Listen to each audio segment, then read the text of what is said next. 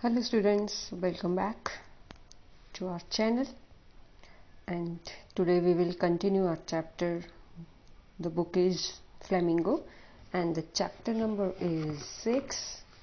The name of the chapter is Gemini Studios. याद है ना कि कैसे जो है ऑथर बता रहा है कि कैसे उसका काम जो था सिर्फ कटिंग्स, न्यूज़पेपर की कटिंग्स करना था और लोग सोचते थे उसको देखकर कि यहाँ पर कोई भी इसको काम नहीं है, बेकार का काम करता है। और दूसरी तरफ ऑफिस बॉय के बारे में उसने बात की थी कि ऑफिस बॉय बहुत ही टैलेंटेड अपने आप को मानता था और वो सब कुछ अपनी इनकी ऑफिस बॉय जो है वो एक मेकअप आर्टिस्ट बनकर रह गया था कि उस अपनी इस कंडीशन के लिए वो नंबर 2 पर जो था जेमिनी स्टूडियोज में वो था सुब्बू ना, तो सुब्बू को इनकी रिस्पॉन्सिबल ठहराता था।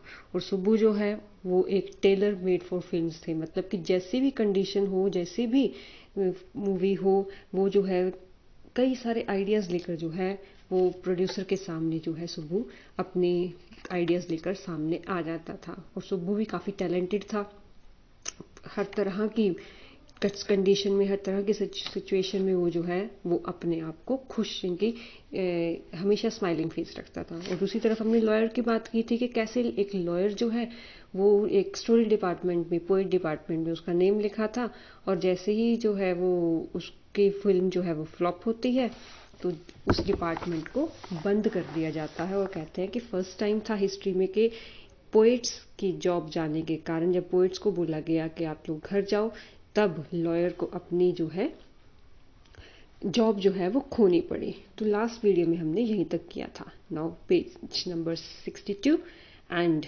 द पैराग्राफ इज सेकेंड ना। Gemini Studios was a favorite haunt of poets like S.D.S. Yogiyar, Sangu Subramaniam, Krishna Shastri, and Harindranath Chattopadhyay. तो कहते जेमिनी स्टूडियो जो था एक तरह का फेवरेट था इन लोगों के लिए, इनके ये लोग हॉन्ट मतलब कि बार बार आना। कौन कौन आता था? एस योगियार के नेशनल पोइट थे उस टाइम, फ्रीडम फाइटिंग के टाइम, संगू सुब्रमण्यम, कृष्णा शास्त्री और हरिंद्रनाथ चट्टोपाध्याय, तो ये जो थे उस टाइम के प्ले राइटर थे, पोएट राइटर थे। तो ये बार बार आते जाते थे। It had an excellent mess with supplied good coffee at all times of the day and for most part of the night. तो उस टाइम जो था कि बार बार जो है ये सारे के सारे लोग जो थे जब बार बार आते थे, तो उन दिनों में जो मेस थी, मेस मतलब कि जहाँ पर खाना वगैरह बनता है ना, वहाँ पर बड़ा अच्छा इनकी पूरा दिन जो है अच्छा खाना बनता, इनके मिलता था, इनकी कॉफ़ी मिलती थी, और भी जो है इनकी दिन रात जब मर्जी जब पियो। Those were the days when Congress rule meant prohibition, and meeting over a cup of coffee was rather satisfying entertainment. तो कहते उन दिनों में जो था वो कांग्रेस को जो है वो एक तरह से प्रोहिबिट कर दिया था, मना कर दिया हुआ था कि वो नहीं मिल सकते थे। जस्ट एक मीटिंग होती थी उनकी, कप ऑफ कॉफ़ी, इनके बस एक था कि एक एंटरटेनमेंट के लिए, सेटिस्फाई करने के लिए वो जो है एक तरह से आपस में मिल जाते थे।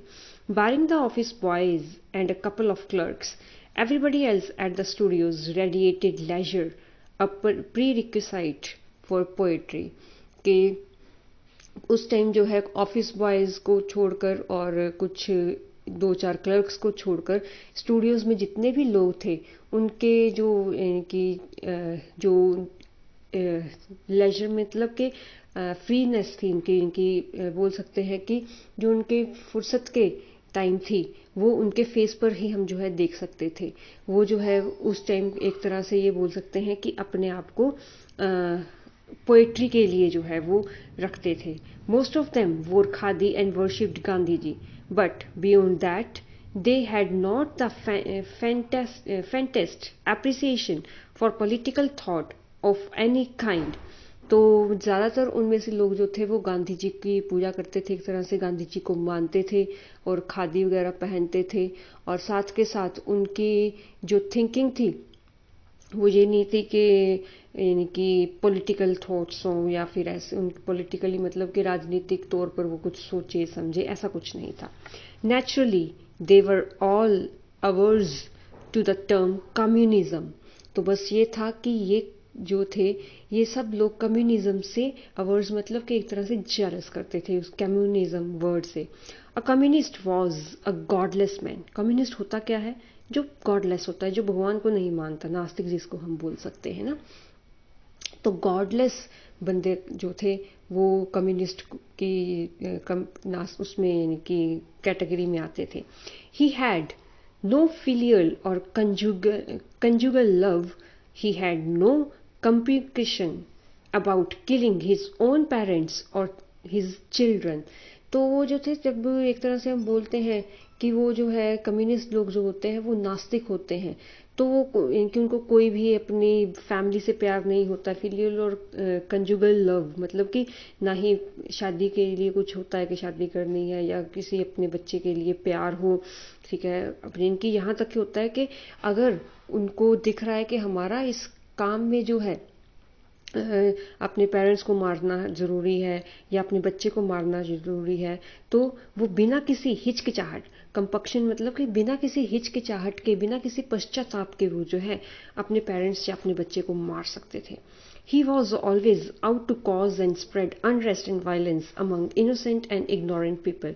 तो हमेशा रेडी रहते थे, बाहरी घर घर में तो रहते ही नहीं थे, हमेशा इनकी रेडी रहते थे कि कैसे जो है वायलेंस जो है दुनिया में फैलाई जाए, जो यानी कि अनरेस्ट मतलब कि तलबली सी यानी कि शांति ऐसे होती है ना, तो कैसे शांति को भंग किया जाए दुनिया में, अपनी सोसाइटी में, और कैसे मासूम और बेकसूर लोगों को जो है वो बेचैनी वाली जिंदगी जो है वो जीने में मजबूर करें।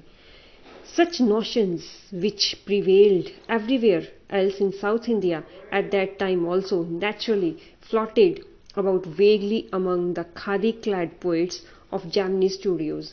Evidence of it was soon forthcoming.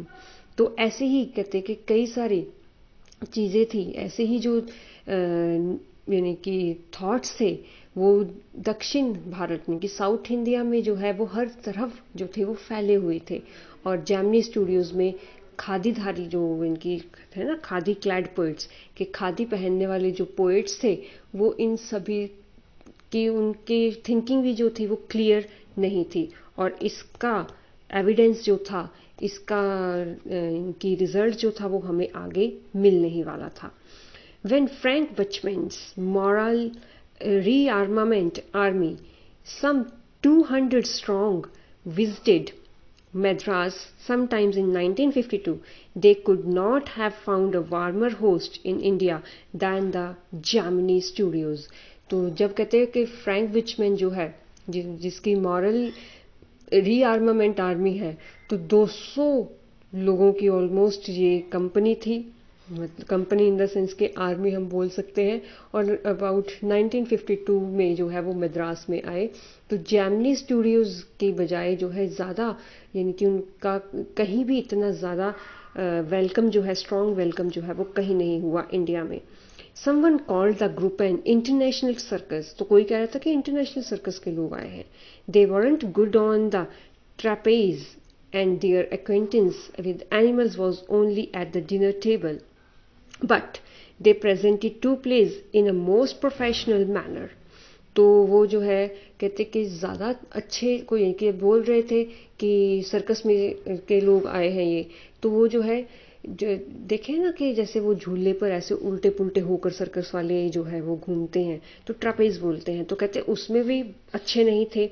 और उनकी जो जान पहचान थी एनिमल्स के साथ, वो तो जस्ट डिनर टेबल पर उनको मिलती थी, मतलब कि खाने की जैसे नॉनवेज वो खाते थे तभी उनको एनिमल्स के साथ देखा हमने।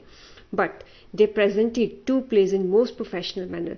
लेकिन फिर भी उन्होंने 2 प्रोफेशनली जो है प्लेज मतलब नाटक जो है वो स्टेज पर किए। उनमें से थे dear Jonathan Valley and the forgotten factor ran several shows in Madras, and along with the other citizens of the city, the Gemini family of 600 saw the plays over and over again. तो उनके 2 जो नाटक थे, pledge थे, Jonathan valley और the forgotten factor.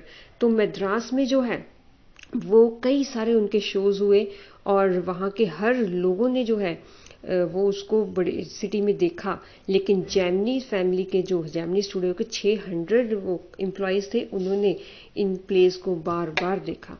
The message of the plays were usually plain and simple homilies, but the sets and costumes were first rate. तो नाटक का जो प्ले का जो मैसेज था वो ऑलमोस्ट सिंपल सा था, ऑर्डिनरी सा था और बिल्कुल ये इनकी उपदेश देने वाला ही था. लेकिन उसमें जो सेट्स थे, सेट मतलब पीछे वाले सीन्स जो लगा रहे थे और उनके कपड़े वगैरह थे, कॉस्ट्यूम्स जो थे वो बहुत ही ज़्यादा अच्छे थे. मतलब फर्स्ट रेट मतलब बहुत ही ज़्यादा वो अच्छे थे. Madras and the Tamil drama community were terribly impressed, and for some years almost all Tamil plays had a scene of sunrise and sunset in the manner of Jonathan Valley, with a bare stage, a white background curtain and a tune played on the flute. कि सबसे ज़्यादा जो है कहते हैं मद्रास और Tamil drama की जो कम्युनिटी थी, सोसाइटी थी, वो सबसे ज़्यादा इन ड्रामा से जो है वो इम्प्रेस्ड हुई. और तमिल प्लेज में तो कहते कई सालों तक सनराइज और सनसेट का सेम सीन जो है जोनाथन वैली में जैसे दिखाया जाता था, तो वैसे ही यहाँ पर ये भी तमिल में भी दिखाने लगे कि खाली स्टेज है और साथ के साथ वाइट बैकग्राउंड है, कर्टन्स लगे हुए हैं और वैसे ही फ्लूट पर जो है मतलब बांसुरी जो है पीछे वाली ट्यून जो है वो बजा रही है. It was some years later that I learned that the MRA was a kind of counter movement of international communism, and the big bosses of Madras like Mr. Vasan simply played into their hands. तो कहते मुझे तो फिर बाद में जाके कुछ सालों के बाद में जाके पता चला कि जो MRA है वो तो एक मूवमेंट चला रही थी इंटरनेशनली, और वो क्या थी, कम्युनिज्म के बारे में. कहते कि इंटरनेशनल कम्युनिज्म की जो है उस टाइम एक तरह का वो जो है अगेंस्ट थे ये सारे के सारे, और मिस्टर वासन जैसे बड़े बड़े लोग जो मद्रास के थे वो इनके हाथों की एक तरह की कठपुतलियाँ थी. I am not sure however that this was Indeed the case for the unchangeable aspect of these big bosses and their enterprises remained the same, MRA or no MRA, the international communism or no international communism. तो कहते मुझे इस बारे में बिल्कुल भी वो surety नहीं थी कि जो ऐसे बड़े बड़े लोग थे, मिस्टर वसन जैसे बड़े बड़े लोग थे, वो उनके हाथों की कठपुतली जो है वो बनकर ही रह गए, क्योंकि मुझे यकीन ही नहीं हो रहा था कि वो एक्चुअल में क्या चाहते हैं, कि उनकी जो चेंज वो चाहते हैं या नहीं चाहते हैं. मीन्स कि वो एमआरए में बने रहना चाहते हैं या एमआरए में नहीं बनना चाहते हैं, मतलब एमआरए और नो एमआरए. तो ये इंटरनेशनल कम्युनिज्म चाहते हैं या फिर कोई भी नॉन इंटरनेशनल कम्युनिज्म के बारे में वो पॉजिटिव है. मतलब कि उनकी थिंकिंग को जो है वो क्लियर ही नहीं वहाँ पर हो रहा था ऑथर को. The staff of Gemini Studios had a nice time hosting 200 people of all hues and sizes of at least 20 nationalities. तो जो स्टाफ था Gemini Studios का वो जो था वो ऑलमोस्ट 200 के अराउंड के जो लोग थे वहाँ पर, वो जो थे अपना मज़े में जो है वहाँ पर अपना टाइम जो था वो बिताते थे. और लगभग 20 नेशंस और थे वहाँ पर, 20 नेशंस के लोग और साथ के साथ उनके कई तरह के कलर्स और कई तरह के साइज़ के लोग जो थे वहाँ पर आते जाते रहते थे. मतलब कि जेमिनी स्टूडियो हम देख सकते हैं कि बहुत ही ज़्यादा खास था उन दिनों में. It was such a change from the usual collection of crowd players waiting to be slapped and thick layers of makeup by the office boy in the makeup department. तो कहते कि यही जो चेंज था, जो क्राउड प्लेयर्स की उस दिन जब शूटिंग होती थी तो फिर ऑफिस बॉय का जो डिपार्टमेंट के मेकअप डिपार्टमेंट के ऑफिस बॉयज़ थे वो वहाँ पर जो है वो स्लैपिंग मतलब कि मेकअप जो है वो थोपने में बिजी रहते थे. A few months later the telephone lines of the big bosses of Madras buzzed and once again we at Gemini Studios cleared a whole shooting stage to welcome another visitor. तो कुछ ही months के बाद जो है वो बड़े जो boss थे जेमिनी स्टूडियोज़ के, उनके फ़ोन बजते हैं, मतलब कि फिर से चहल पहल जो है वो जेमिनी स्टूडियो में स्टार्ट होती है. शूटिंग स्टेज पर जो है वो विजिटर का वेलकम करने के लिए तैयारी होती है. All they said was that he was a poet from England. तो यही वो बोलते हैं कि ये एक पोइट जो है वो इंग्लैंड से आ रहा है. The only poets from England the simple Gemini staff knew or heard of were Wordsworth and Tennyson. The more literate ones knew of Keats, Shelley and Byron, and one or two might have faintly come to know of someone by the name Eliot. तो कहते कि ज़्यादातर जो maximum जो Gemini studio के लोग थे वो उन्होंने नाम सुना था वुड्सवर्थ का, टेनिसन का. जो थोड़े ज़्यादा पढ़े लिखे थे उन्होंने कीट्स का, शैली और बैरोन का सुना था. एक दो ने शायद थोड़ा बहुत जो है इलियट का सुना था. ये सारे पोइट्स राइटर्स हैं इंग्लिश के, ठीक है ना. Who was the poet visiting the Gemini studios now. तो वो बोल रहे कि अब कौन सा पोइट जो है वो जेमिनी स्टूडियो में आ रहा है. He is not a poet, he is an editor. That's why the boss is giving him a big reception. तो कहते कि Vasan was also the editor of the popular Tamil weekly Ananda Vikatan. तो वो जो है फिर कहते हैं कि वो पोइट नहीं था, वो एक एडिटर है. और इसी कारण बॉस जो है वो एक बड़ा सा वेलकम पार्टी जो है वो जो यानी कि यहाँ पर है जेमिनी स्टूडियोज़ में, इसलिए उनका वेलकम करने के लिए बड़ी सी पार्टी दे रहे हैं. तो वसन जो है, Vasan was also the editor of popular Tamil weekly Ananda Vikatan. तो वसन भी जो है वो जो तमिल में वीकली जो की छपती है मैगजीन आनंदा विक्टम, उसमें क्या है वो भी थे editor. He wasn't the editor of any of the known names of British publications in Madras, that is, those known at Gemini Studios. तो बाद में हमने देखा कि उसके नाम जो है वो कहते जेमिनी स्टूडियोज़ में उस टाइम जो भी ब्रिटिश पब्लिकेशंस छपती थी हम लोग जानते थे, तो उनमें से किसी भी एडिटर का नाम नहीं था.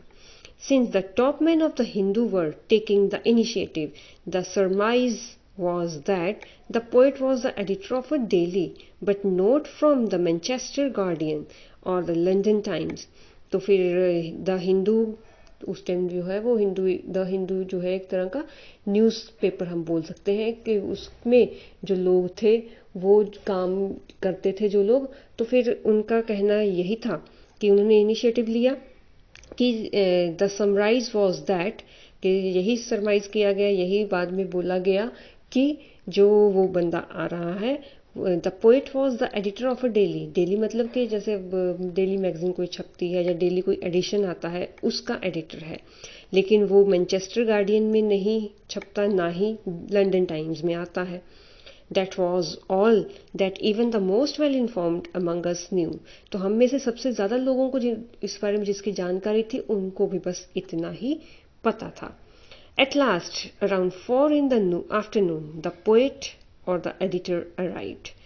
तो कहते कि आज दोपहर को फिर 4 बजे के अराउंड, पोएट बोल लो चाहे उसको एडिटर बोल लो, वो आता है. He was a tall man, very English, very serious, and of course very unknown to all of us. तो वो लंबा आदमी था, वेरी इंग्लिश मतलब कि टोटली अंग्रेज लग रहा था और सीरियस था, उस देख करने में लगता था, और देखने में तो ये शक्ल देख कर ही था कि उसको हम जानते नहीं हैं. Battling with half of a dozen pedestal fans on the shooting stage, the boss read out a long speech. It was obvious that he too knew precious little about the poet. तो फिर उसके बाद जो है कई सारे इनकी battling और विद हाफ और डजन पेडस्टल कि फिर लोगों के साथ मिलने के बाद, हाफ डजन मतलब कि 10-12 लोगों के साथ मिलने के बाद जो है फिर वहाँ पर बैठते हैं और बॉस जो है एक लंबी सी स्पीच जो है वो देता है. It was obvious that he too knew precious little about the poet और द एडिटर। तो फिर उसकी स्पीच से भी यही पता चलता है कि वो भी थोड़ा बहुत ही उस एडिटर बोल लो या फिर पोएट बोल लो उसके बारे में जानता है। The speech was of all in the most general terms but here and there it was peopled with the words like freedom and democracy। तो स्पीच जो थी वो जनरल थी, बस उसमें बार बार जो है वो वर्ड्स जो थे वो आ रहे थे, जैसे फ्रीडम है, डेमोक्रेसी है। देन द पोइट स्पोक, फिर पोइट बोलता है, ही couldn't have addressed a more dazed and silent audience। तो शायद कहते इससे पहले उसने डेज मतलब कि बहुत ही ज़्यादा इनकी सुन हुए पड़े थे हम लोग उसको देखकर, और कहते कि साइलेंट थे टोटली हम, तो शायद इससे पहले ऐसे लोगों को उसने कभी स्पीच दी हो। No one knew what he was talking about and his accent defeated any attempt to understand what he was saying. तो कहते कोई भी नहीं जानता था कि वो बोल क्या रहा है, उसका एक्सेंट भी जो था वो भी हमारे समझ से बाहर था। So the whole thing lasted about an hour. तो ये पूरी स्पीच उसकी 1 घंटा चली। Then the poet left and we also dispersed in utter bafflement.